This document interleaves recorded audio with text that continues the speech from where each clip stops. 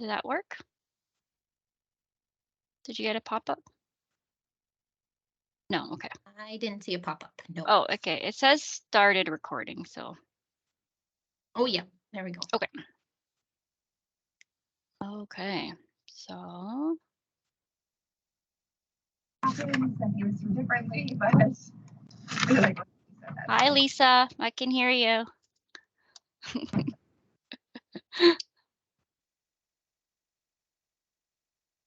Okay. So the session has started and it's being recorded. I'm just going to go back to my PowerPoint notes here. I can't see you guys when I go into PowerPoint, but hopefully somebody can let me know. Written that on my thing too. You're in right now, Sherry. Looks good. Oh, okay. Did I just close it down? Nope. Okay.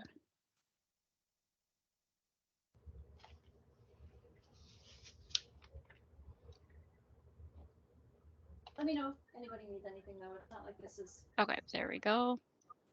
Okay, so I can't see people when I'm presenting this, but hopefully you guys can still hear me okay, or everybody can just let me know what's happening. Okay, here we go. So thanks everybody for joining us, and as you know, it's being recorded, so if you want your name and your camera off during this time, so that and down the road nobody will see your face, that would be fine. Okay. So today's purpose of the education session is wheelchair securement and best practices for transportation. So hopefully by ensuring that the prescribers are aware of the best practice standards, then in turn, you will be encouraged to have your conversations with your clients and let them make the informed decision about their safety and transportation. So all we can do is recommend our best practice, and it's up to the client then to help hopefully implement it as well.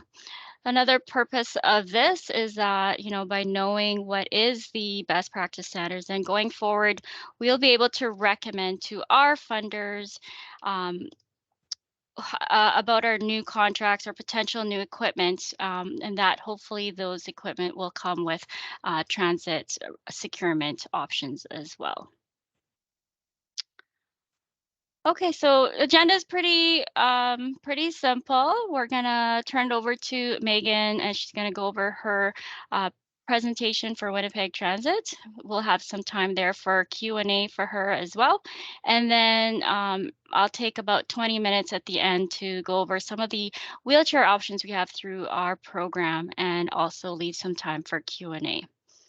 So I think I'm going to hand it over to Megan. Megan, I'm going to just stop sharing my slides so that you can have your slides here. Great. Okay, let me know if that doesn't work.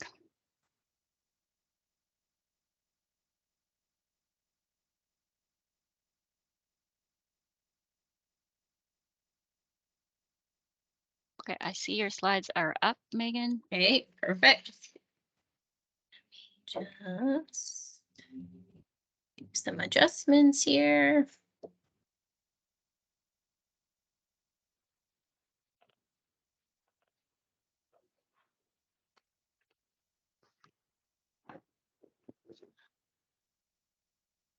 Okay. Sorry, I'm just trying to slide some slides over here. Now, are you seeing the full slide right now? Or are you seeing the like setup slide? Just the setup there. Yeah, it's not in presentation mode. Okay, hang on a second. It's not showing what I want. Okay, how about now? Ah, it looks good. Yes. Okay, excellent.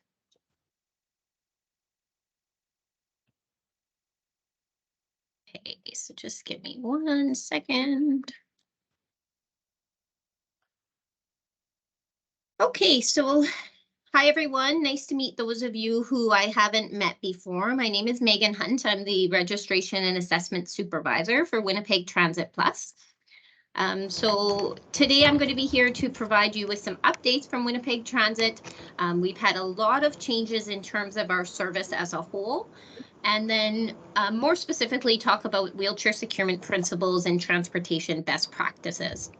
So I oversee the team of occupational therapists here at Transit Plus, or Winnipeg Transit. There is currently 5 occupational therapists that work here. And I also oversee what we call the Transit Travel Training Program.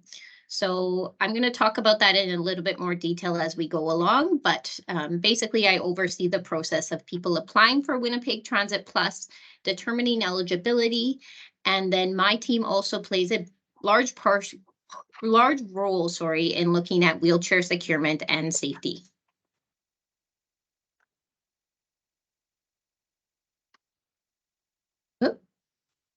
So today we're going to go through a review of Winnipeg Transit services, accessibility features on conventional transit, go through some updates and overview of our service, talk about key principles of wheelchair and occupant securement. I'm going to provide you with some wheelchair and transportation resources for you to look at in the future, and talk about some implications for OT practice and considerations to make.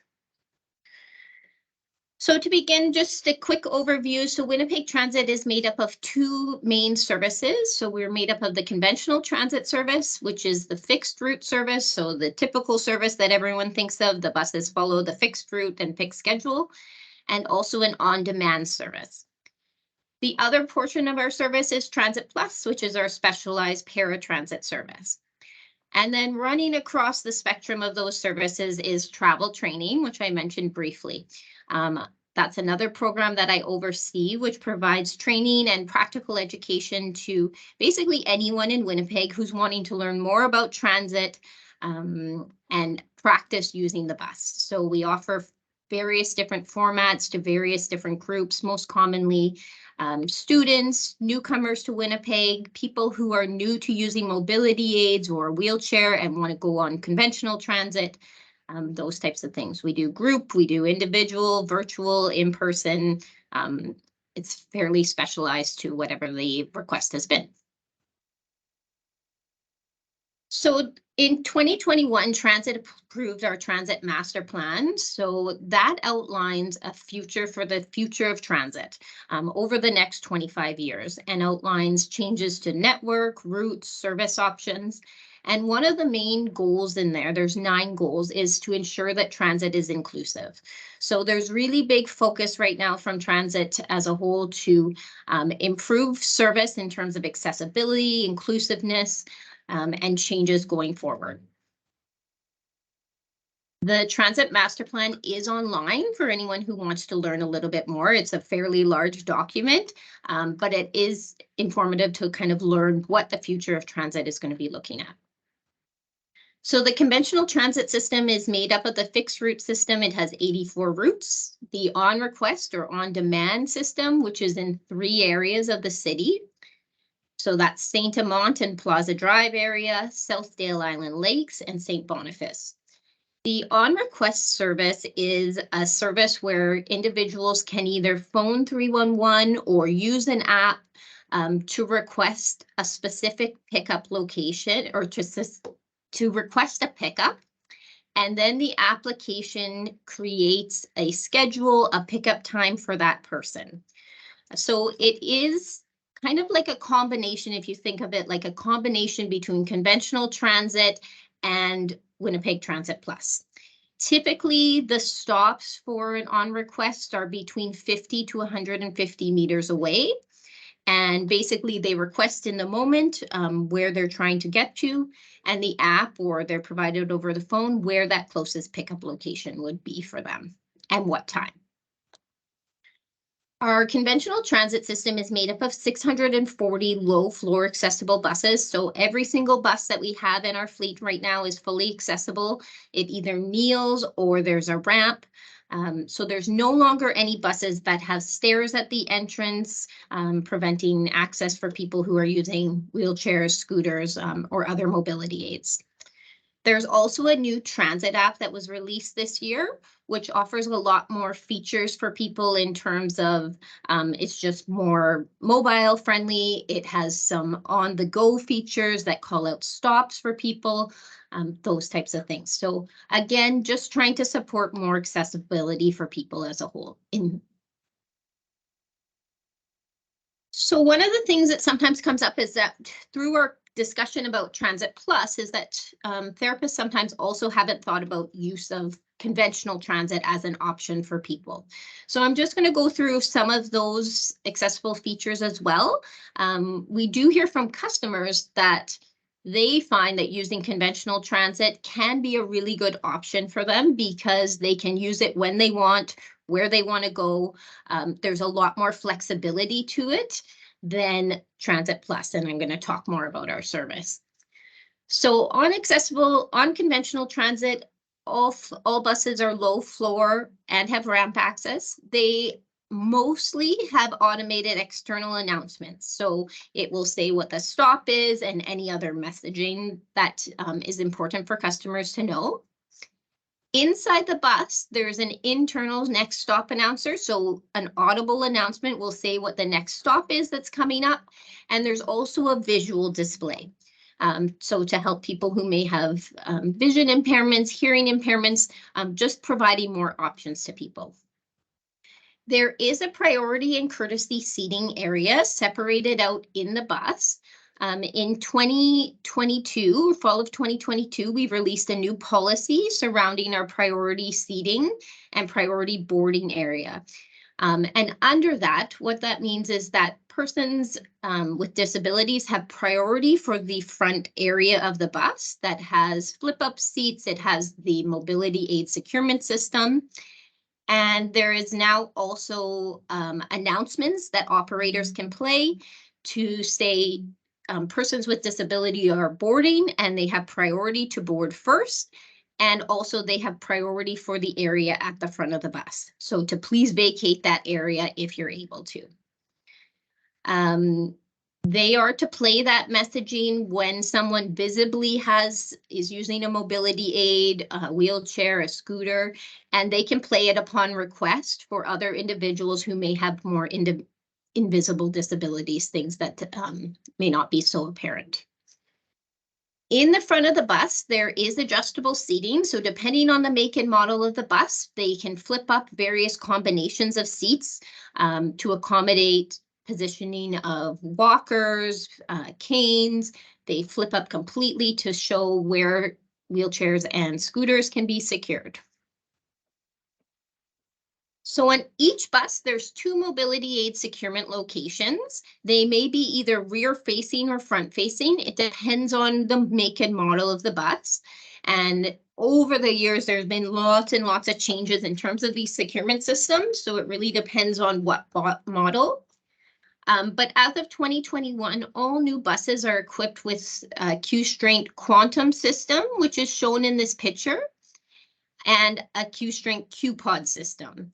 So the Quantum system, it's a really cool system. I encourage you all to go on our website and take a look at it. It's an automated securement system where either the individual riding can activate the securement arm. So you can see on the base of the wheelchair there, the power wheelchair, there's a securement arm.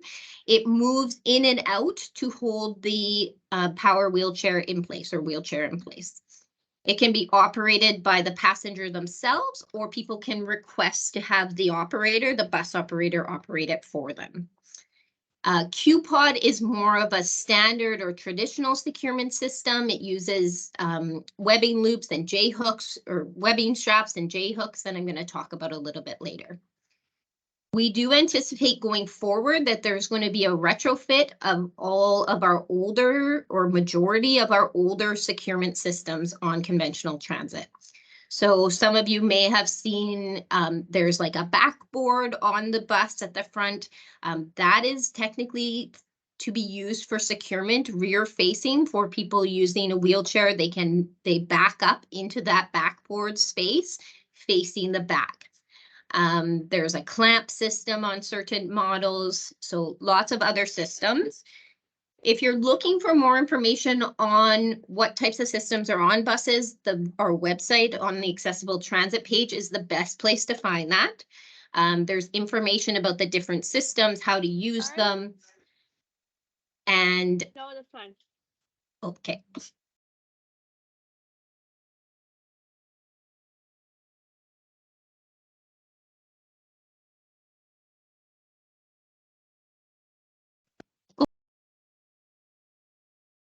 Okay.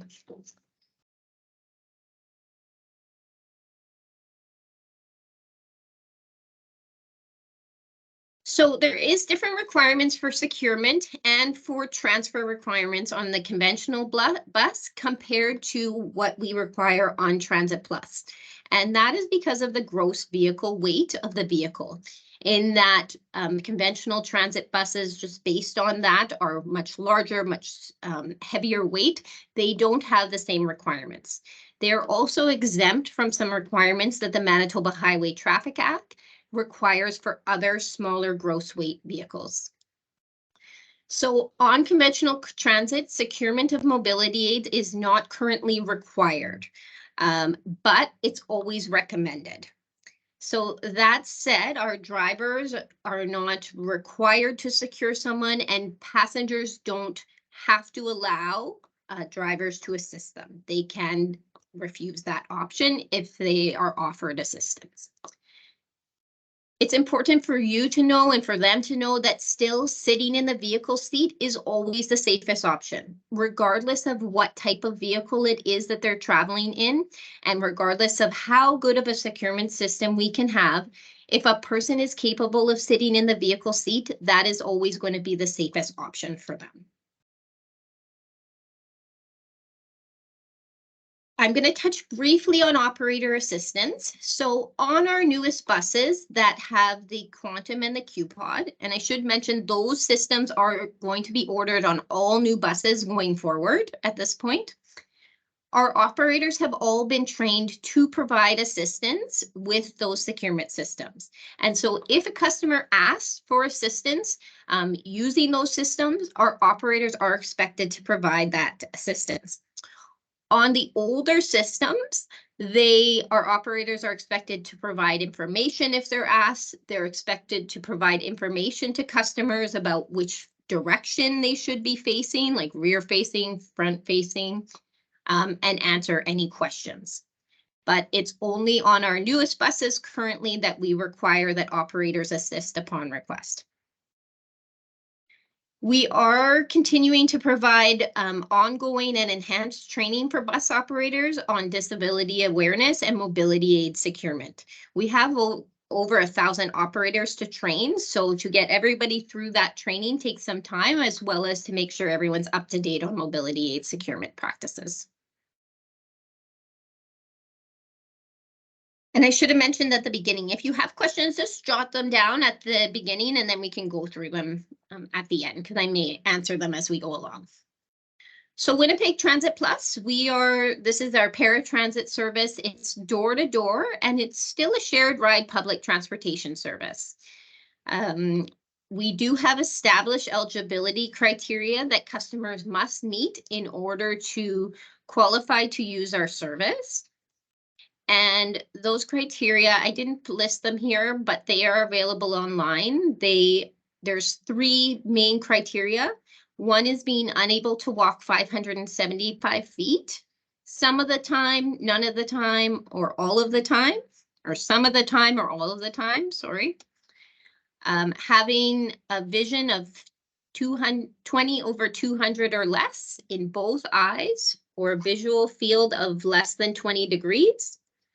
And our third criteria has Alzheimer's disease or related dementia and is unable to use the conventional transit system with an equivalent level of safety and independence. So that third one is a little bit complicated in terms of looking at, but what our therapists do in looking at assessment is are there factors at play that someone may be able to use Transit Plus independently that would make it so they couldn't use conventional transit independently. Okay. Our application is self-referral, so there is no cost for people to apply for our service. The application is available online, or it can be sent out upon request, so we can mail it out. It can be picked up also at our transit customer service centers. Our service is pre-booked, so people have to call and request their trips at least a week in advance, up to the day before 5 p.m. When they book, it is a first come, first serve basis. So it doesn't matter what the reason for the trip. There is no priority based on reason of the trip. It is scheduled based on first come, first serve. So that is a change from the past that happened in 2021, I guess, and is aligned with the Transportation Standard and Accessibility per Manitobans Act.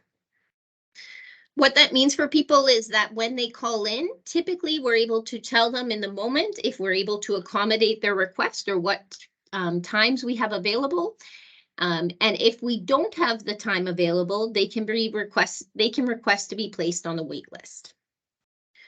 When they're provided with their trip time, they're provided with a 30-minute pickup window.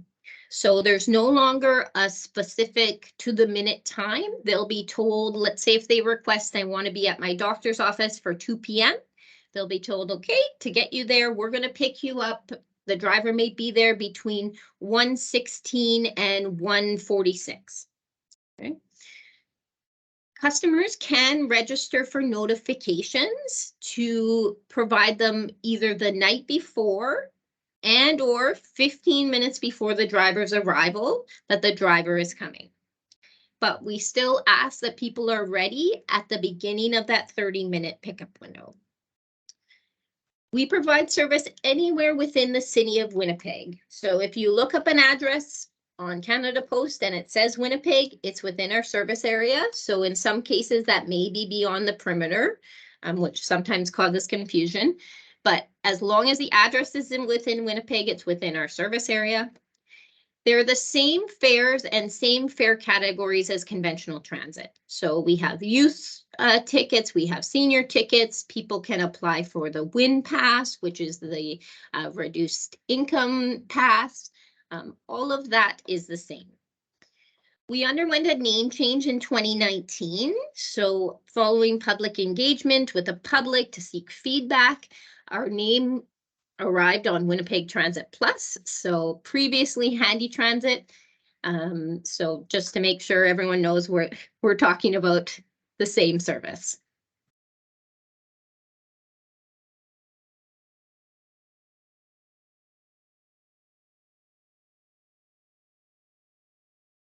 Oops, sorry.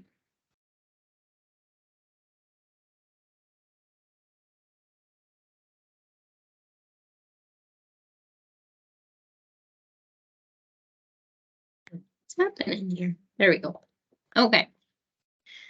So once we receive an application form, it typically takes about 15 business days for the initial processing of the application. All applications are reviewed by the Transit Plus OTs here to determine what the next step in the process will be.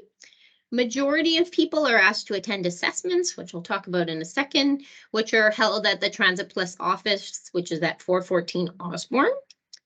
And we can provide transportation to the assessment upon request if there are no safety concerns that need to be addressed or through the assessment process. So for instance, sometimes we may need to have the assessment to determine if the person can travel alone or if their wheelchair can be secured. In those cases, we would not provide transportation, but it can be requested. Individuals would still pay the fare to get to the office for that appointment. So the purpose of the assessment can be for many reasons. So this is something we have to spend a lot of time explaining in terms of that it really is beyond just looking at people's eligibility for service. That is part of it in many cases, but in many cases, we also look at things like their ability to travel safely independently, their ability to access Transit Plus vehicles, the ability to secure their mobility aid, to make sure that they're capable of transferring during transportation if that's required for their specific mobility aid, and then other just general service delivery issues. So accessibility at their home, making sure that they're able to manage the skills that are required to travel on Transit Plus. So all of the assessments are individualized. They're about an hour long. It's an interview portion followed by a mobility or cognitive assessment portion with really a focus on functional transit abilities. There's typically an indoor and outdoor mobility assessment component. We have a conventional transit bus available to us that we use as part of our outdoor mobility, and we also use it to provide assessment and education on the conventional transit bus. We see many, many people that haven't taken a bus in 25, 30 years, so providing updates about, you know, these are the new things that transit offers on our buses and lots of the changes in terms of accessible features. Following an assessment, the customer is notified of the outcome typically within about 10 business days. We have a number of new initiatives and changes that are coming forward for our service. So we have a new newsletter that was launched last year. So you can register for that through the City of Winnipeg newsletter subscription site. Our newsletter is just one of many options that the city can send out. We also will be having a revised customer guide and updates to our website hopefully within 2023, just to provide, again, more information, more updates to customers, healthcare providers about our service. There will be a review of the no-show and cancellation policy, as well as our current eligibility criteria. Again, that's expected to happen in 2023. We are looking at new customer self-serve and online options. So we've definitely heard from people looking for other options than through our phone-in contact center of ways to connect with our service. So looking at what options are feasible for that. And then recently, or currently, I guess, the Accessibility for Manitobans Act, they currently released their draft transportation standard. And so they are in the process of undergoing public engagement sessions on that. So once that standard is finalized, there will also be changes to our service in relation to complying with that standard. So these are some important pieces of legislation and standards that I just wanted to flag for you. I'm just going to really touch on them quickly, but just things that as OTs you should be aware of. So the transportation standard, the Accessibility for Manitobans Act as a whole has a number of different standards, 5 standards underneath there. And the newest one that's being reviewed right now is the transportation standard. The Highway Traffic Act. So this is legislation in Manitoba. It was amended in 2015. So I've specifically pulled the point of that legislation, which speaks to that drivers are prohibited from driving unless every wheelchair occupied by a person in a motor vehicle is properly secured, and every person occupying a wheelchair in a motor vehicle is properly restrained by an occupant restraint system. So that speaks to requirements for wheelchairs and for the passenger to be properly secured during transportation. This legislation doesn't only apply to Transit Plus. So sometimes we hear, well, this is a Transit Plus rule or this is a transit rule. This is legislation that applies to a number of different vehicles and services in Manitoba. So just be mindful of that it's not just a transit rule that this needs to happen. This is the legislation that I did mention that our conventional buses, because they're of such large gross vehicle weight, they do not have the same requirements outlined in that legislation. These are some standards for wheelchair transportation safety that are important for OTs and for clients to be aware of. I've listed some of the main ones here. There's kind of two main flows of these, both international and more US-based standards. So more commonly, we find people are familiar with WC19, WC20. Those are USA-based standards.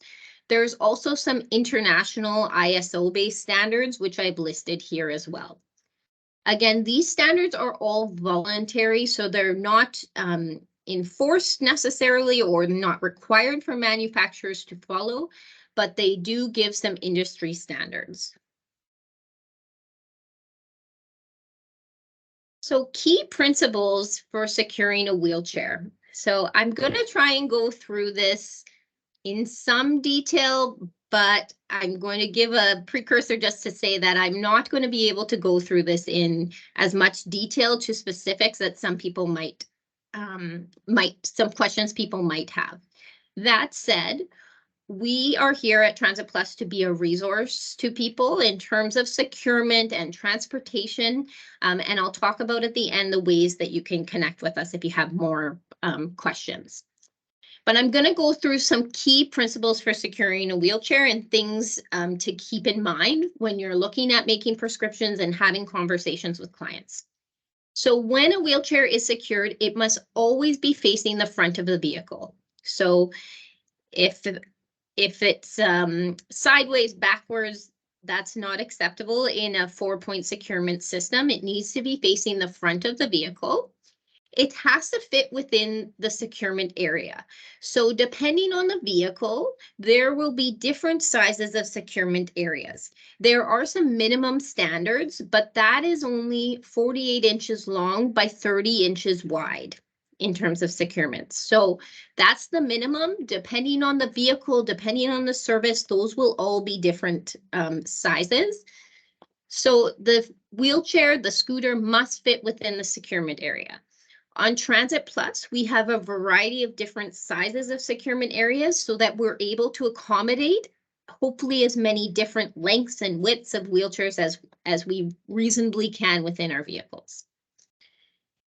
The first step of securement is that the wheel locks on a manual wheelchair have to be fully applied and the power on a power chair has to be turned off. If that can't happen, then we're not going to be meeting any of the minimum securement requirements. So if someone's wheelchair's locks are broken, drivers may indicate that they're unable to provide transportation for that reason. So it's important that they keep in mind that their wheel locks are functioning. The wheelchair needs to be approximately in the center of the securement location. So I'll show a picture in a second to kind of demonstrate that better. And passengers transfer to a vehicle seat if they're able. Like I mentioned, again, transferring to the vehicle seat is always going to be the safest option if the person is able. If someone is traveling in what we refer to as a pedestal post power wheelchair, so let's say a Jazzy that's sitting on a single seat, they must always transfer to a vehicle seat. Same with a scooter. Now that is that itself is a transit policy that we require because just for safety and because we are a shared ride transportation provider. Other providers like a vehicle for hire may not have those same requirements. So this image here shows you on the bottom left, shows you the securement space. So when I said 48 inches, I meant 48 inches in length from this front bar to the back and 30 inches in width. That would be a standard securement space. So in Transit Plus vehicles, they are all equipped with Q-Straint 4-point wheelchair tie-down and occupant restraint systems. Again, we have a number of different models of different products, but generally the same concept always applies. It's always 4 points, and it's always like in the right-hand side, you can see a J-hook position that's going to go onto the frame or onto the bracket to secure the chair. Okay. There must always be 4 securement hooks used. So 2 at the front, 2 at the back. It's recommended that at the front, it's wider than the frame of the chair, and at the back, it's within the frame of the chair. So other things that we're looking for to achieve the best securement of the wheelchair, we're aiming for approximately 45 degrees. So Q-Straint recommends the best way to sort of look at that is start by looking at the chair from the base of the seat and then moving down from there in terms of where that J-hook may be able to be placed. We look for a couple of different things or things that should be considered. Can the J-hook be placed on crash-tested transportation securement brackets? So does the wheelchair have brackets that in the user manual, it states they're compliant with WC19 or they're compliant with one of the ISO standards? If that wheelchair frame and manufacturer has indicated that, that is always where the J-hook is going to go on the chair, regardless of whether it's 45 degrees or 30 degrees, it always goes to the crash tested bracket. If there's not a crash tested bracket, then you're looking for the most solid point of the frame. So that might be a transit ready bracket, which typically are for non-occupied securement, or directly to the frame of the wheelchair. The requirement that we're looking at is it a solid frame point? So we don't want to use a removable part like a footrest or a movable part like a wheel. If we're going to a frame, is there a welded joint versus one that's bolted on? Those are the things that we're kind of running through in terms of best options. The belts need to be a direct belt path, so they need to be straight. They shouldn't ever be crossing at the back.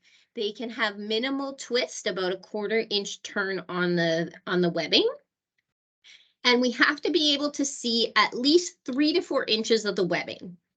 So when we have a really long chair, sometimes the webbing is too short for the securement space. And that's where we run into some challenges that we may not be able to secure the chair because we cannot even get enough webbing. So any changes to the length, the width, the design of the wheelchair really impact the securement. And so often we get questions about, well, can you just give us a list of the type of wheelchairs that can be secured? No, we need to be looking at the principles of securement, and generally what we're looking for, we can share that for sure. But it's important to know that as soon as a wheelchair, the design is changed, let's say it's a different model, adjustments are made to the wheel position, to the height of the chair, all of those things will impact securement. In some cases, we may look at the use of a transportation webbing loop. So we look at this when we may be able to better meet securement principles. So for instance, if we can only put the J-hook on a spot on the frame and it only gives us a 25-degree angle, we may be able to look at the use of these Q-strength secure loops. They wrap around the frame of the wheelchair and then the hook goes into the end of the loop. You can see it here on this chair. So that is an option for us if there really is no other option. It's always still best to practice to go to the frame directly or to, of course, number one is a crash tested bracket. If this has been approved, it remains on the wheelchair frame at all times. So if someone is using it on Transit Plus, it stays on the wheelchair. Our drivers don't take them on and off, anything like that. They have to be on the chair. We also, on our service, require that they are Q-strength branded because those loops specifically have been tested with our Q-strength securement system that's in all of our vehicles. But there are some other webbing loops available on the market.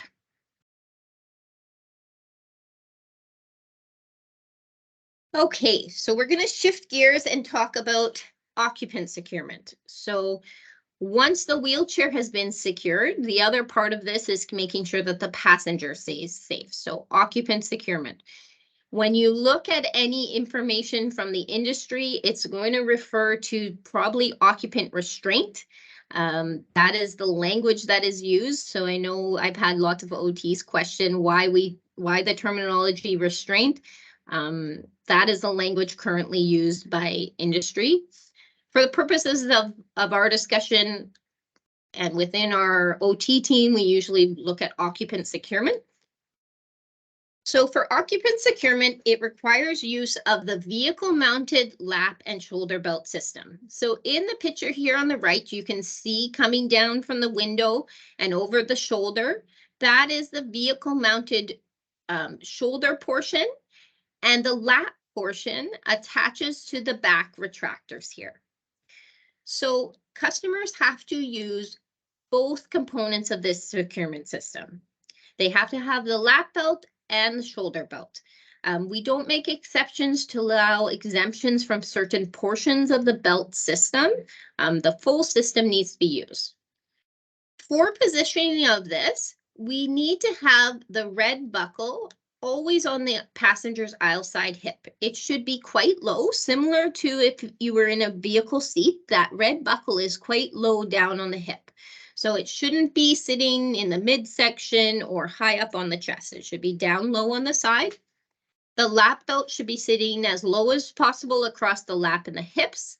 Shoulder belt contacting the shoulder with the belts tightened. In our vehicle, we have height adjustable shoulder belts, so we can adjust it up and down. But in other vehicles, there may not be that same adjustability. But you can get a pretty good fit if you're using the height adjustable features. A postural or positioning belt on the wheelchair is not required during transportation, but the vehicle occupant restraint system must always be used. So we do not require at Transit Plus that someone has a postural or positioning belt on their wheelchair. We do require that they use the occupant restraint system, which has the lap and shoulder belt. Okay. There's been quite a few questions about that, so just to make sure that's clear. Sometimes the discussion of a postural or positioning belt does come up for us, but that's really just to either improve the customer themselves feeling a little bit more comfortable during transportation going up and down the ramp, or to improve their positioning in their chair so that we can get a better fit. But it's not a requirement from a securement perspective. The lap belt must always feed between the backrest and the armrest. So you can see in this bottom picture that the belt needs to feed between that space there.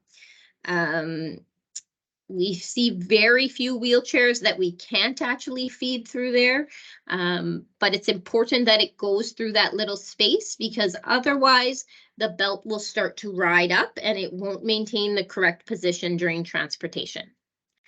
So that said, that may require customers, or if they're traveling with an attendant or a guest, to remove any bags, lap trays, or other items that interfere with securement. If those are there and they don't interfere with securement, the driver can get everything in the correct place and secured, then they can remain in place. The other requirement is that the passenger cannot be positioned in more than 30 degrees of tilt and recline. That's one, because it's not safe to travel in a very reclined position, just generally. And two, beyond 30 degrees, even with all of the adjustable features in our vehicle, we are typically not able to get the occupant securement system to fit well. So it's not going to contact the shoulder, it's going to hit the neck, it's going to be up too high. We just don't have the adjustability to do that. And it's important to keep in mind that if your customer is traveling on other forms of transportation that may have, again, different adjustability, the more tilt the chair is in, or reclined, the more challenging it is to get that occupant securement to fit properly. So a few resources to keep in mind. One, always review the user manual for wheelchair that you're looking at. The terminology between different manufacturers is very inconsistent. So you need to make sure you're understanding what the manufacturer is saying. So step one, when the therapists here at Transit Plus are looking at securement, is to review what the user manual is saying. So is the manufacturer saying that the securement or the tie-down bracket is for occupied use, or is it intended for non-occupied use?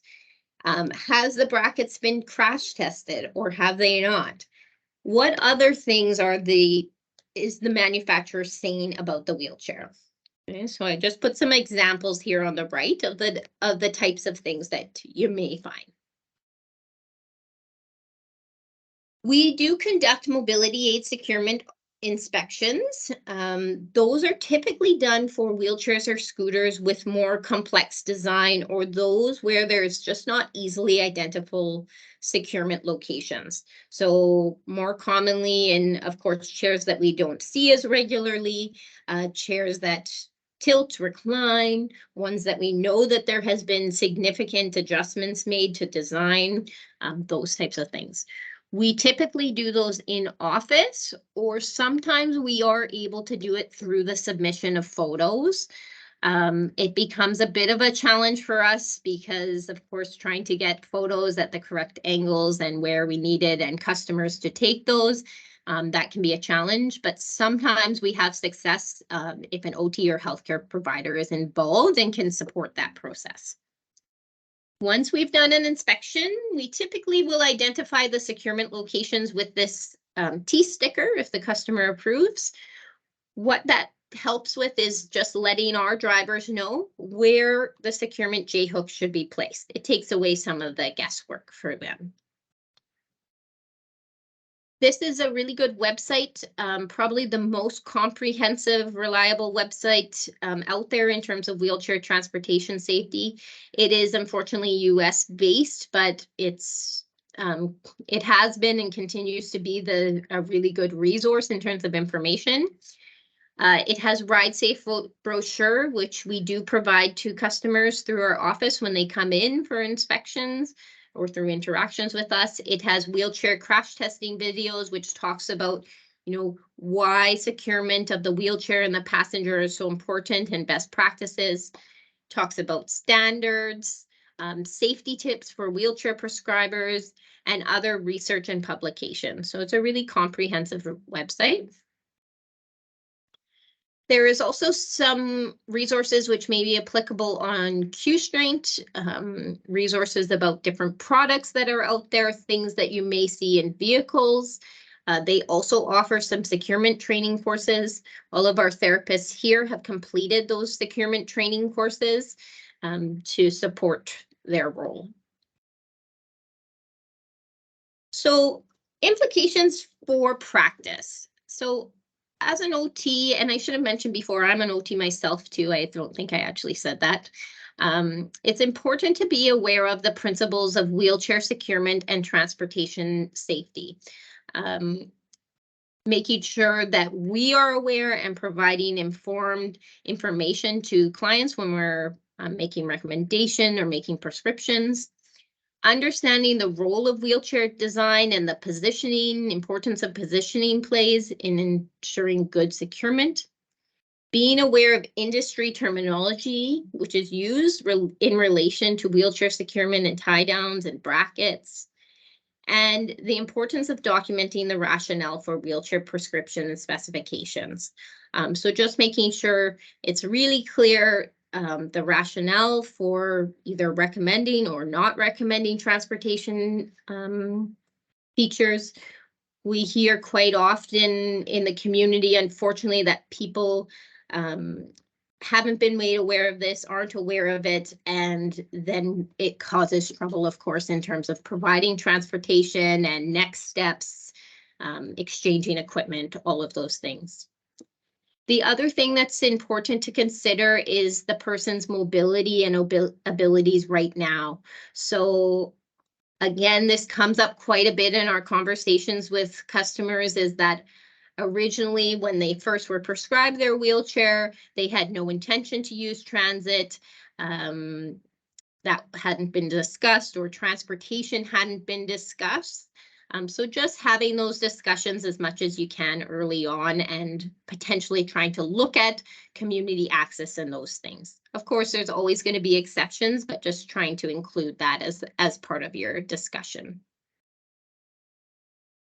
And clients themselves need to be informed of the spectrum of transit services and accessibility features. Like I said, we see a lot of people that are quite happy, content to use conventional transit because it has different requirements for securement. Sometimes that's a better option for people, a more convenient option. So just knowing about those. Informed of wheelchair transportation safety best practices. So the one that comes to mind is in terms of specifically for transfers, if someone is capable of transferring, that is always going to be the safest spot for them. Knowing wheelchair and occupant securement principles at a high level so that they can ensure when they're traveling, if they need to have some communication with the driver about the positioning of their belts, they're informed as well. Knowing the options for securement of their mobility aid and any available transit technology. So making sure that they're informed of and making an informed choice of what they're choosing for their mobility aid. And knowing what the manufacturer indicates regarding transportation and securement.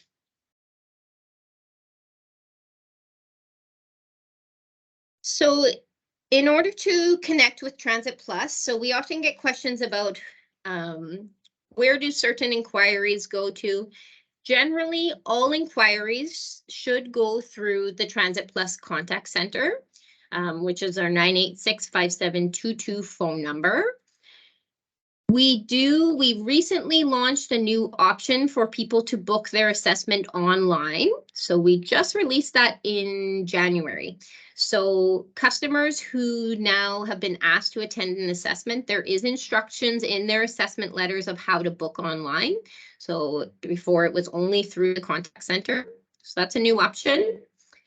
And to cancel a trip, customers can also use the automated line. So just to save them some time, rather than calling through to the contact center, they can use that automated line as another option. So for healthcare providers, we also encourage you can reach out to the OTs here at any time if you have inquiries about mobility aid, securement, transportation. If you have like generally or more specific to a customer, if there's something unique, or if you would like to provide an update in terms of a change to their equipment, like the length has changed, the width has changed, it's a new wheelchair. We have a wheelchair healthcare provider update form, which I will send out to those people who attended today, which is another option for healthcare providers to submit that update. That isn't the only way that we accept those. Customers can phone into the contact center and submit it on their own. But sometimes customers and healthcare providers find that that's just a better option for the healthcare provider to do that. Really important on here. So our phone number for the OTs is on here. This is our general OT line as well as an email. This is only to be used by healthcare providers and only for inquiries about mobility aid, securement, and transportation. So all other inquiries, status of account, status of an application, service complaints, all of those other inquiries must go through the contact center. And that's just really to ensure that our OTs are being able to focus on the things that the OTs really need to be focusing on and are specialized on. And it also causes a lot of confusion if this number and email get released to customers on how they are to contact Transit Plus. So please, please, please, this is just for healthcare providers. Other places to learn more about just generally other transportation options. So the Winnipeg Transit website or 311. Vehicle for hire. So what I'm talking about there is taxis, Uber, those types of things. Those are all currently overseen by the Vehicle for Hire office of the City of Winnipeg. So if you go for Vehicle for Hire website through the City of Winnipeg, there's more information about that. They have currently launched a wheelchair accessible vehicle central dispatching pilot right now. So that is an option for people to call that line if they're looking for a wheelchair accessible vehicle. And there's a central dispatching to all different companies that have registered for that service. So rather than having to call Duffy's directly or Unicity directly, those types of things, the central dispatching. There's also 211, which has lots of information regarding transportation. And Transportation Option Network for Seniors is another organization who has lots of information, transportation specifically geared towards seniors, but they also have a good website with other information as well. Okay, So hopefully I didn't speak too fast there. I'm just trying to be mindful of time. And I'll open the floor to any questions. Thanks for that, Megan. We do have something in the chat if you're able to read that Okay. out. Yeah. Just take a peek.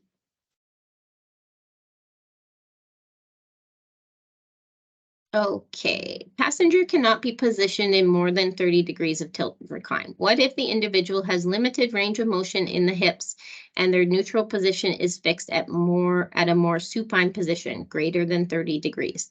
This would affect the use of the occupant securement system. Are there any possibilities for this individual to be transported in a Winnipeg Transit Plus vehicle or other larger accessible van? Do they have to use stretcher service? So likely, like, I'm not sure what degree that we're speaking to, but typically anything beyond 30 degrees, we are not able to get the correct positioning in our vehicles. And we have a lot of adjustability in terms of both height and horizontal adjustments in our vehicles. Now, that's not to say that there aren't other providers that may be able to accommodate that. They may. I don't know what they're equipped with. So unfortunately, on our service, typically beyond 30, we wouldn't be able to accommodate. The next question, I have a new fellow that his sister bought him a scooter and it's being dropped off today. He generally takes the bus all the time, planning frantically to assess him next week. I'm not sure if it can make the turn into the bus. How would you recommend he be assessed best? Can suitors even go on the bus? Sorry if you've already said. Good question. So yes, and we're talking about on the conventional transit bus. Is that correct, Lisa? Yes. Yes. Okay, perfect. So in terms of that, is this person also a Transit Plus customer?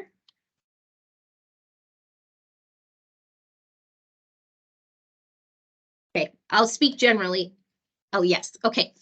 If they are a Transit Plus customer, they can request through our contact center that they'd like to try accessing a bus. We may be able to make arrangements for them to come to our office to try on our assessment bus. That said, the other option is that we can look at arranging a travel training session for that person to access the scooter onto the bus. Depending what size, if you have the measurements of the scooter, I could probably give you some indication. We do provide some measurements on our website about the maximum scooter length. So I don't know it offhand. I think it's 28 by, I don't want to misspeak, but we do outline a maximum length. That's good. If it's a 3-wheel or a 4-wheel, depending on the turning radius, sometimes that has a little bit of wiggle room. But if it's a really large scooter, they're probably going to have trouble getting on. Thank you, Megan. That's helpful. Okay. And yes, the scooter, we would recommend they transfer off. On Transit Plus, they are required to transfer off. On conventional transit, we would still recommend they transfer off the scooter. No problem. Thank you. Okay, aren't the majority of scooters a post-style base? Wondering if that additional power wheelchair policy will impact scooters. Yes, so all individuals, I didn't talk about scooters because they are actually a whole other can of worms in terms of securement. But yes, if someone is traveling with a scooter on our service, they must transfer off of it at all times. And there's some different requirements for scooters just based on the design of them alone. But generally, they're still secured with 4 points. They can't exceed our securement space length. And we don't worry about occupant securement for scooters because they're transferring to a vehicle seat. Were you able to look at Sarah's question? It was just above Jen's there. Oh, sorry, I missed it. Yeah, that's okay. What is the price of the webbing loop and can that be purchased from Transit Plus? No, okay. The price of so unfortunately, we are not able to sell webbing loops. Q-Strength itself does not allow transportation services to sell the loops themselves. You have to be, or they've required that it's an authorized dealer. So if someone is asked to get a webbing loop, we provide them currently with the contact for Q-Strength to provide them with any providers within the city of Winnipeg or within Manitoba that sell those loops. The price of the loops is set by the vendor, so we recommend that they phone around to determine which vendor would work best for them. Was there anything else there?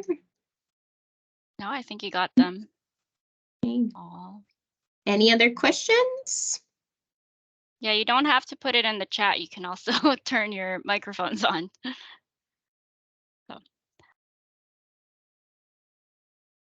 I had written mine down somewhere else and I just threw them Okay. all in there. Those are not all Yeah. one question. Sorry.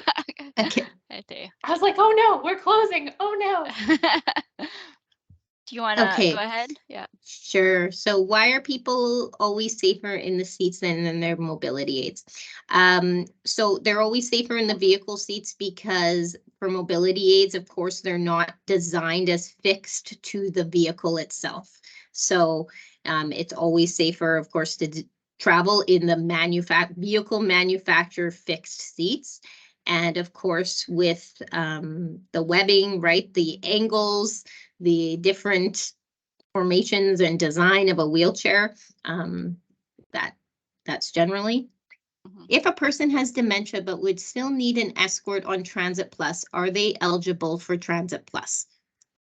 Okay, this is a bit of a complicated question, so it's kind of two parts. We always look at whether first are people eligible for Transit Plus under the mobility criteria as a first option. And then we move through our other criteria. So our sight loss criteria and our Alzheimer's criteria. So we have many people that have a diagnosis of dementia that qualify for service under the mobility criteria, but have an attendant requirement.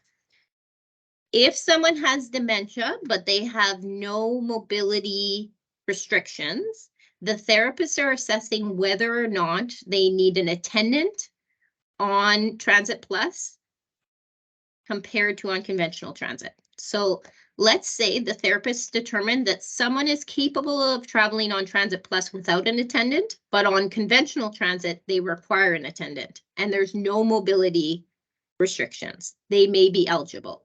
But if a person requires an attendant on both services and there's no physical limitations, then they may not qualify for Transit Plus. I don't know if it's very hard to explain, so I don't know if I clearly explained it, but it relates. Very helpful, yeah. Yeah, okay. Okay. And I'll clarify my next question. I just realized I have a typo. It said, why must a vehicle be front facing? But that should actually say a wheelchair. Sorry. Yeah. So that is only, like I said, in the buses with the backup, with the rear facing pads, they can be rear facing because they are exempt because of the gross vehicle weight, they have different securement requirements. So front facing always is in relation to a specific gross vehicle weight. So Transit Plus, all of our mini buses, and anything smaller from that needs to be front facing. If the passenger has bags or lap tray that have to be removed for securement, what happens to those items during transportation? It really depends on the situation. We review those case by case. If they have an attendant with them, we would ask that the attendant remove them. Sometimes it's a guest that removes them. Sometimes we do have some people that are able to remove them themselves. Typically, our drivers do not handle personal bags just because it's people's personal items. So it's case by case in terms of those situations. But we honestly don't come across a ton of them that actually need to have them removed. So, Sarah? Hi. Do you have a ballpark for those few the webbing loops? You straight webbing loops? Like how long they take to $40, we've seen, $120. yeah, we've heard huge range anywhere from $15 a loop up to like 120 for a set of 4. So Okay. they're sold in sets of 4. They're sold in But sets of- those would be Typically. based on your recommendations, whether a That would be client from needs. the, yeah. Correct. Yeah. That's a question that I always get. Like anytime anything's brought up, they're like, oh, well, what's the price? Yeah. Yeah. You said there's a We, ballpark. and like I said, we And try chances to. are it would be coming from the recommendation from their assessment at Transit Plus anyways. Correct. Um, Yeah. But let's say I see somebody and they need to replace them or something. Mhm. And then my other question was just around, is there going to, I'd heard rumors maybe about like dialysis, people who are on dialysis having the opportunity to not do the, like be able to pre-book further than a week in advance. Is Right. that being looked at? In terms of the subscription. Yeah. Yeah, so it is it is true that we have started, so because of COVID and because of the screening, we did remove all subscriptions because we were self-screening every time somebody, or not self-screening, actual screening every time someone booked and confirmed their trip. So we have started a process of our operations team looking at gradually reinstating people who previously had subscriptions, but at this point, we have not opened it up to accepting requests for subscriptions going forward. We're just in the process of gradually reintroducing those who previously had. Okay. So if you're already an existing Transit Plus user with a subscription prior to the pandemic. Yes, they're forcing and you- really they're going through, like our operations team is going through and contacting people directly. So it's not something at this point that people can phone and request to be put on. Yeah, it just clarifies because I have people come in, they're like, oh yeah, I know someone on dialysis and they get to book a month in advance. And I'm like, are you sure about that? But maybe they are really telling the truth. Yes, yeah. So And I think that was it. I don't remember my other question. no Oh, problem. no, I do. For this, the no-shows. So this just happened actually yesterday where I had a client, we came out at 3. I actually saw the bus pull away Okay. and he called, like he did not receive a call saying that the bus was there. So how is that working for people? Like Right, as so the, therapists, should we be cognizant of that? Or yeah, is I mean, it- it's important that people be aware of their full windows, so I don't know, like, they're expected to be ready at the beginning of the window. So if they're told between 3 and 3:30, the driver can arrive anytime between that. So once the driver arrives, they only are required to stay for a maximum of 5 minutes. So, and the 15-minute ahead notification, unfortunately, there sometimes is some inconsistencies with that relating to when it's entered and GPS and all of those types of things. So we really still recommend that people know that 30-minute window and are ready at the beginning of that window. If there's an issue, they can give our contact center a call and we can always investigate it in terms of, what happened. Our vehicles are equipped with GPS and those types of things, and we can look at when the vehicle arrived, at what location, those types of things. But we have to know the details of the trip. Okay, so just to recap, they're given a 30-minute window. It could come, if it comes at the beginning of that window, they only have an obligation to wait 5 minutes, and then Correct. they don't have an obligation to walk into the building and check and see if they're there. They only need to go to the most exterior front entrance. So they don't have to enter into a lobby, anything like that. So into the past the first, like if there's a set of unlocked doors, they should make their presence known, like stay there at a public location, say their name, visually attempt to see the person, like they do need to go to that door and say the name. Okay. But 'Cause beyond that's where I that. guess it's inconsistent, like, and with our doors, like they both open, so it's really, really cold in the vestibule. So most people wait in the second door. Right. And some drivers Yeah. come in and other ones don't. So, Yeah. Our but they're not expectation. expected to. Yeah, and so that's where Yeah. we need to provide education, right? And why we're doing this and looking at revamping our customer guide. Because it's shared ride, the drivers are expected to maintain line of sight with their vehicle and other passengers within it. So that's why they can't be going throughout the building looking for people as well, because there's other customers in the vehicle. Yeah, So, and in our case, like our program is at the doors, like we're right. not in the hall or anything, but Yeah, yeah. thanks. Yeah, no problem. Do you have time for one more, Megan, before I put in Sure. my, yeah, I think there's I one on the chat there. In the from chat, yeah. How long does Lois. it take for Winnipeg Transit Plus account to be considered inactive? So we have an 18-month inactive policy, which requires that customers travel at least one time within 18 months in our service. So after that point, the file will go inactive, and then typically we do need people to reapply, sorry. And part of that is just so that we know our active client base, we have up-to-date information. We often find if people haven't traveled in 18 months, their equipment's changed, their attendant requirements have changed, and we don't have accurate information. And when do clients need to reapply? So I think this is maybe speaking to like a re-registration process. We do have a re-registration process. We review, or occupational therapists review files every 3 years to make sure account information is up to date, or authorizations are up to date, and look at if we need an assessment to review eligibility for those that it may apply to. Of course, reviewing eligibility doesn't always apply. But that process happens every 3 years, and we contact customers in those cases to let them know if they need to submit a new application, attend an assessment, whatever the next step would be.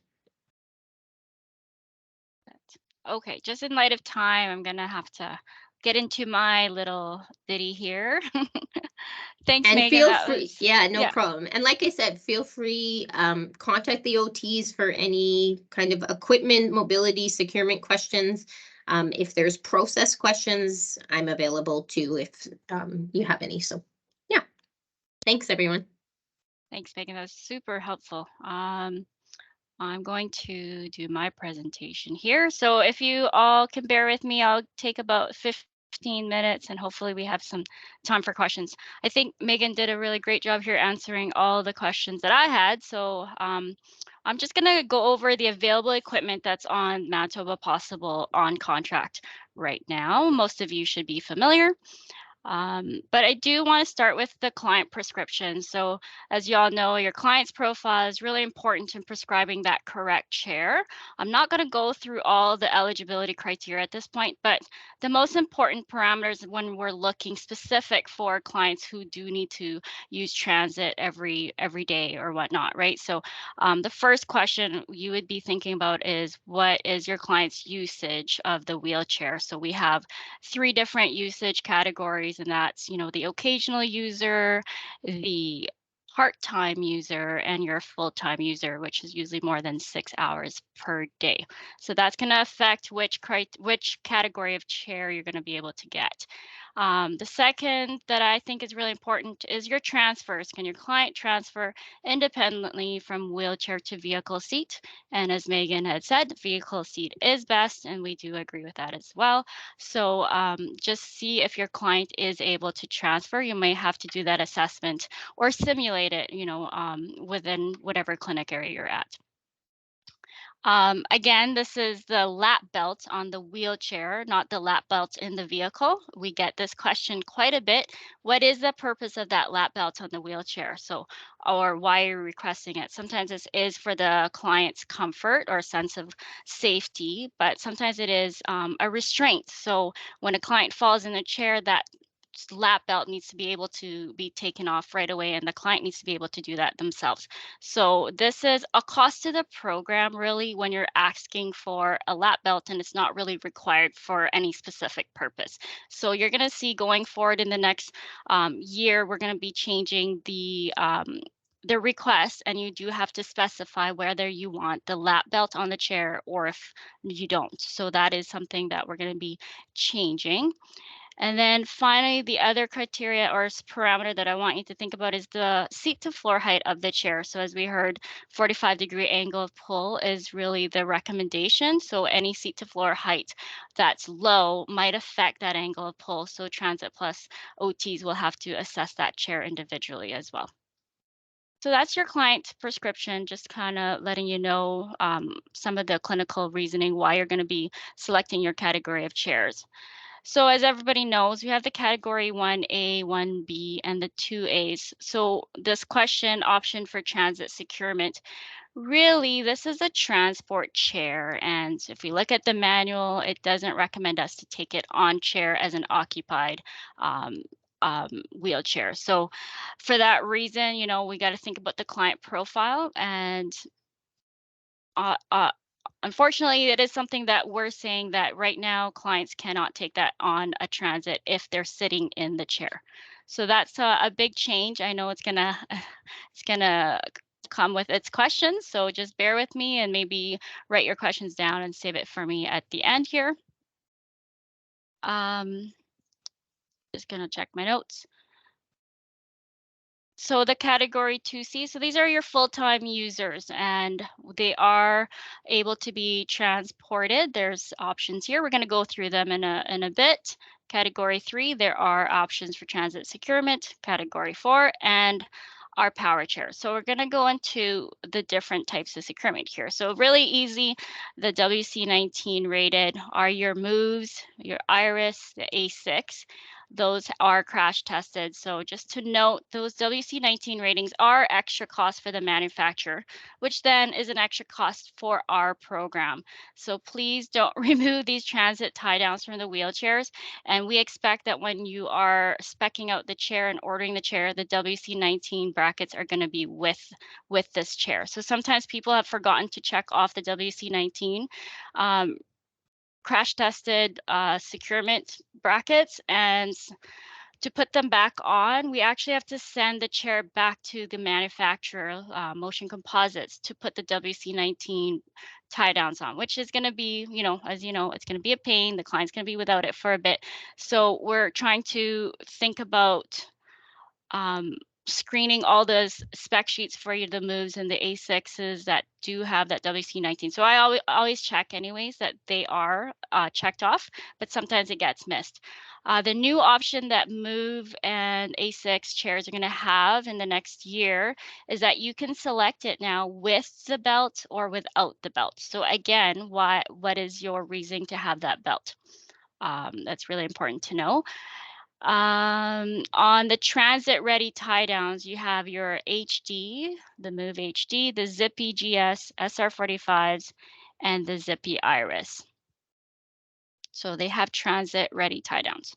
And then the next page here is the A6 HD is transit ready, but the Apex is WC19 rated, and all of our power chairs come with transit ready tie downs. Just a reminder again, was Megan had discussed any transit ready tie downs, the J hooks that they're placing on location where the securement principles can best be met, either using the transit ready tie downs or on the frame. So that's up to them to decide where the best location that meets those securement principles. And for WC19 rated tie downs, those are always going to be used for securement. All right, well, that was pretty quick. So I'm going to just exit out of here. And a slideshow. Okay, I see a couple chats here. Does anybody have questions for the options here in the mountable wheelchair program?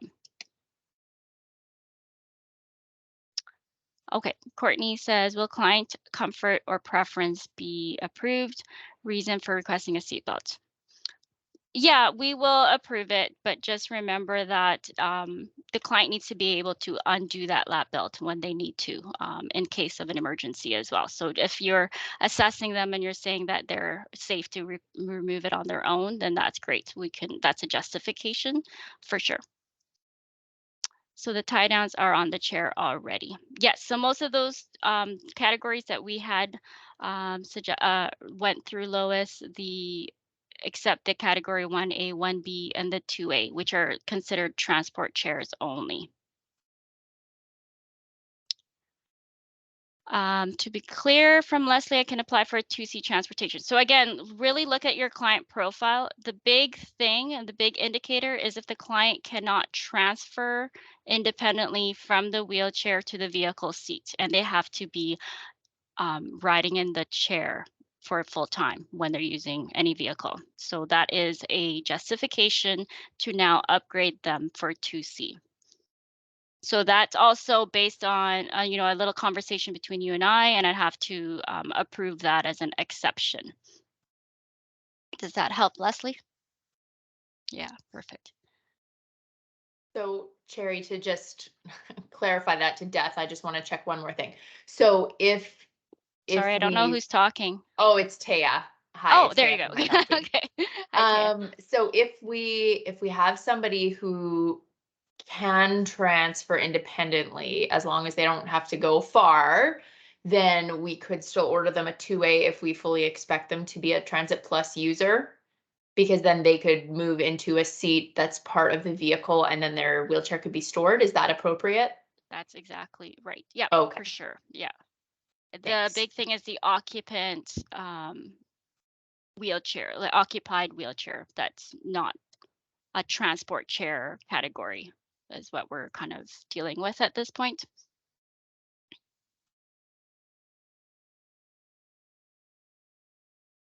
Is that Okay. part new? I knew that the category 1 chairs were a no-go for occupied tie down, but I've been ordering like 2As as the most basic chair if I anticipate people needing to use Transit Plus.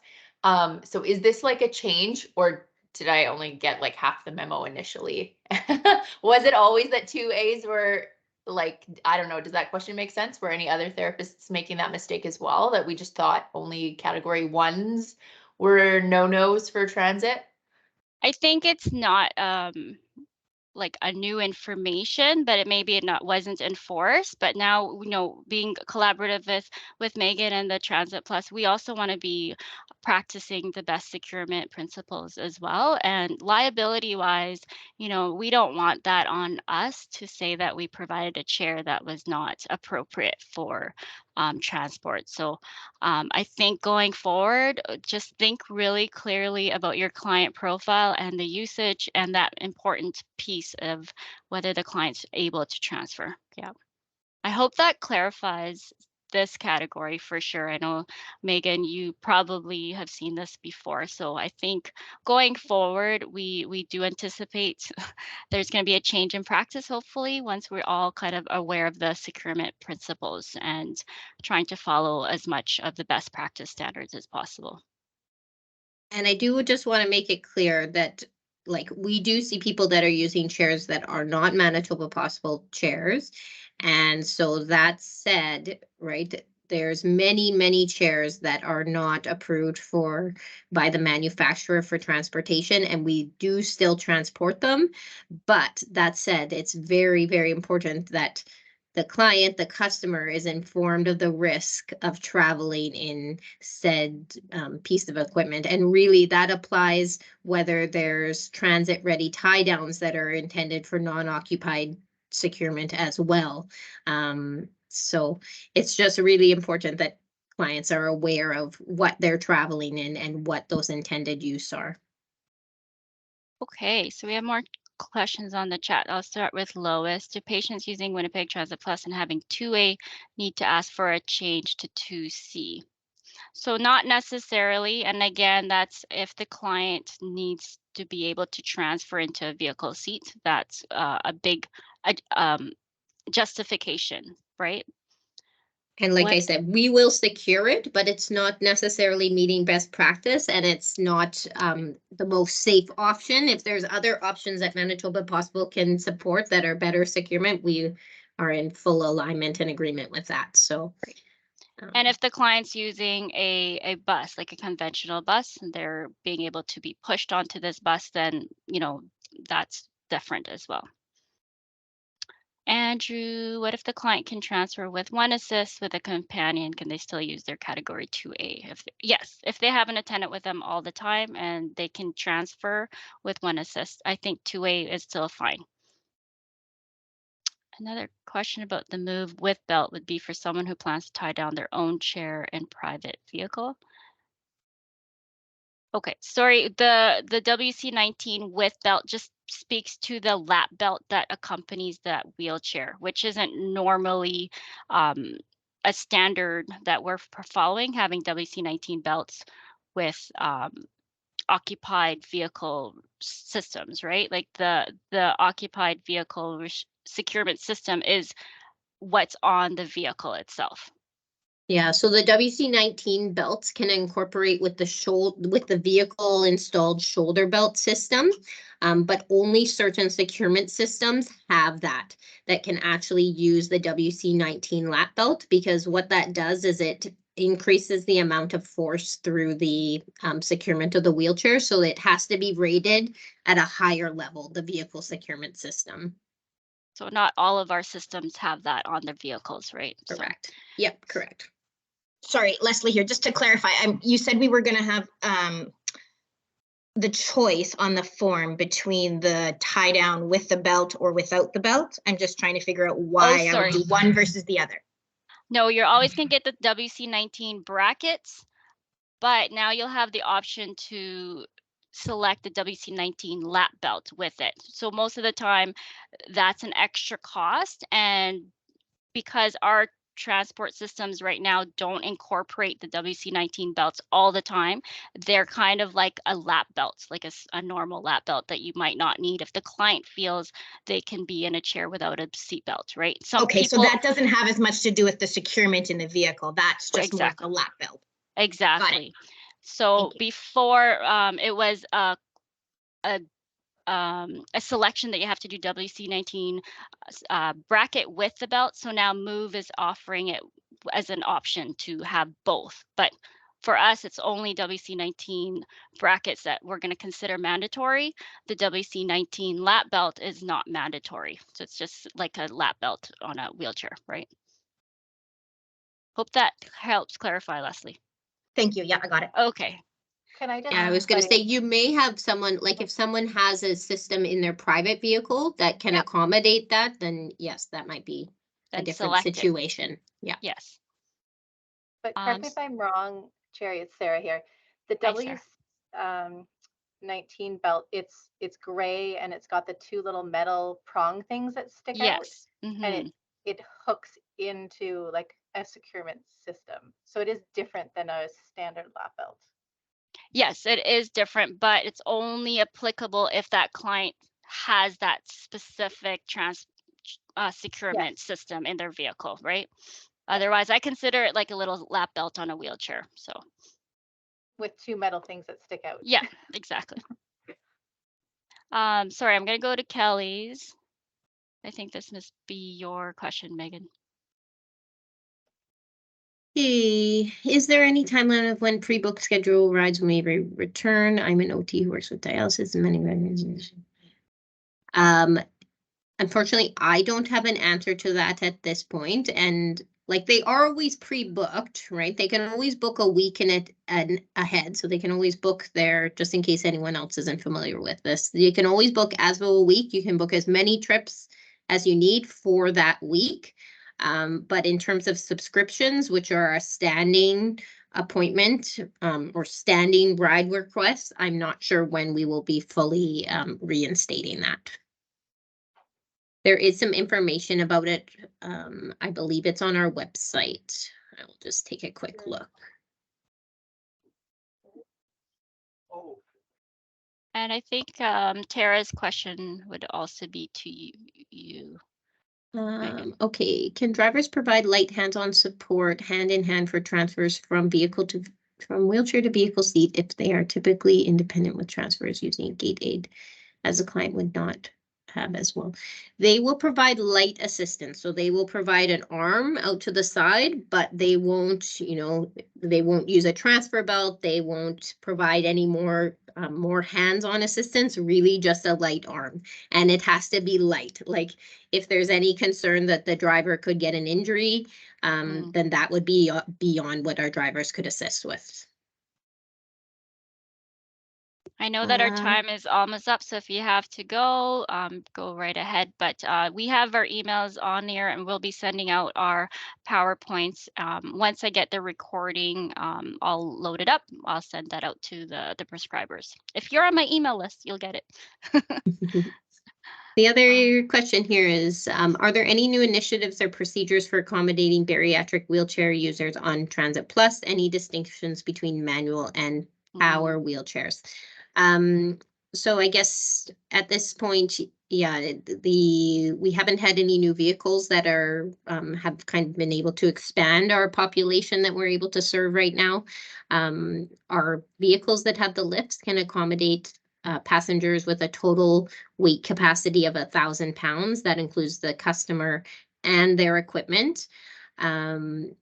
And they would only be able to travel on the vehicles with the lifts, not the ramps, in a manual chair because it exceeds the amount that our drivers are able to safely maneuver.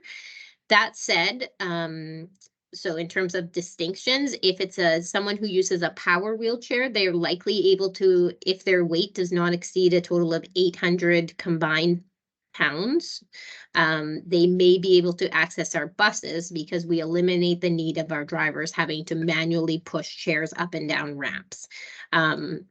So typically also power wheelchairs, like the weight is higher, but the footprint tends to be a little bit smaller, width-wise, especially turning radius. So yeah, it's not really a clear, we look at them case by case, but for sure, if it's exceeding 1,000 pounds combined weight, that would exceed our maximum weight at this point. And this is just interesting note from Erin. I guess every rural area has their own transit policies. What would you say about this, Megan? I'm More just of a comment. Yeah. reading it.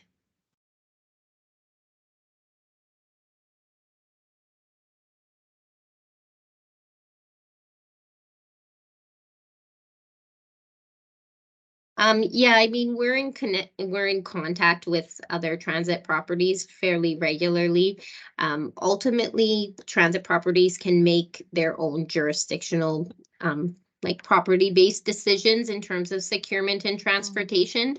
So like I mentioned, even for us, right, we require that people transfer from a scooter and a pedestal post wheelchair. And that's our policy as a property. So I can't really speak to why the decision, other than just trying to share some of the resources and information would be my suggestion. Yeah. And I know I've had some pediatric clinicians as well saying that their school buses require certain things that's quite different than what Transit Plus might enforce as well. So I don't know if there's Yeah. any pediatric therapists here that have encountered something different than what Transit Plus is recommending, or the best practice recommendations. I know I saw a couple people. Not to put you on the spot or anything. Okay. Yeah, so for Erin, if you need a lap belt, then that's a justification. I just kind of wanted to make sure that people don't just, you know, check off just because it's there. Everything that we add to a chair does cost the program some money. So if we can do some cost savings, that would be perfect. More chairs for your clients, that would mean. Okay. Gord, I expect the volume request for 2C wheelchairs will increase. Hopefully well, that is something that we're putting out there, that in following best practice and transit securement principles, we must, you know, come to the table as well. So we'll see how the volume will increase, and then we'll take it from there. So, and Chandra, I can share my slides, but Megan, I think you had said you were going to be able to share your slides as well, right? Yes, I am able to. Yeah. Yeah, and again, Perfect. like if you're in rural areas, we do connect with sort of larger properties like Brandon, but if I know I sit on Transportation Option Network for seniors, and there's lots of smaller rural providers there. So I sit on that board, but if there's other contacts, feel free, you can have them reach out to me or have them reach out to me. And yes, I will send out a video link, or it might be on the YouTube. It depends. So once the recording has been uploaded, I send it out to my social media person, and then they'll give me a link. I think I'll send out another follow-up email just with all the links and the PowerPoint when I get everything ready. Okay, does that answer your question, Lisa? Yay. Okay, well, if anybody else have any questions or client-specific questions, you can email myself or Megan, depending on which area would answer your questions best. Okay, yeah, thank you all for sticking it out and appreciate your willingness to be recorded. That's awesome. And then hopefully all the therapists that are on vacation this week can actually watch this again. Okay, have a Thanks, good everyone. night, Take care. everybody. Thank you. Bye-bye. Thanks, Megan. That was fun.